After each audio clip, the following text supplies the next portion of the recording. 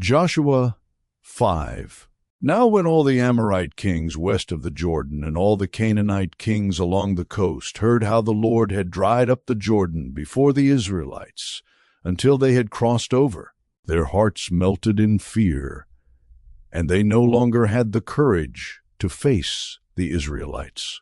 Circumcision and Passover at Gilgal. At that time the Lord said to Joshua, "Make flint knives and circumcise the Israelites again."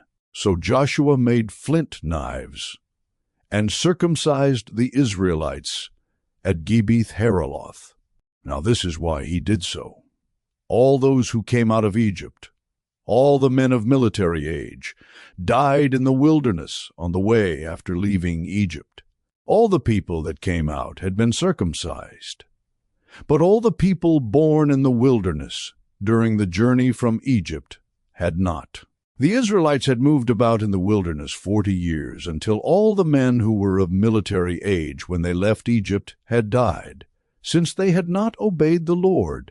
For the Lord had sworn to them that they would not see the land he had solemnly promised their ancestors to give us, a land flowing with milk and honey. So he raised up their sons in their place, and these were the ones Joshua circumcised. They were still uncircumcised, because they had not been circumcised on the way. And after the whole nation had been circumcised, they remained where they were in camp until they were healed. Then the Lord said to Joshua, "Today I have rolled away the reproach of Egypt from you."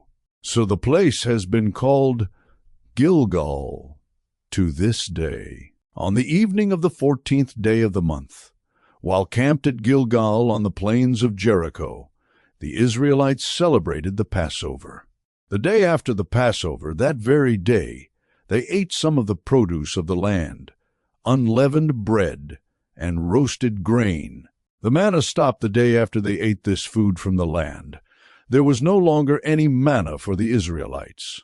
But that year they ate the produce of Canaan. The fall of Jericho.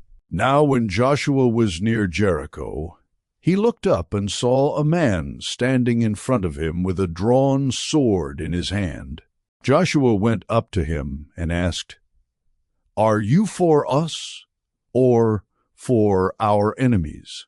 "Neither," he replied, "but as commander of the army of the Lord, I have now come." Then Joshua fell face down to the ground in reverence and asked him, "What message does my Lord have for his servant?" The commander of the Lord's army replied, "Take off your sandals, for the place where you are standing is holy." Joshua did so,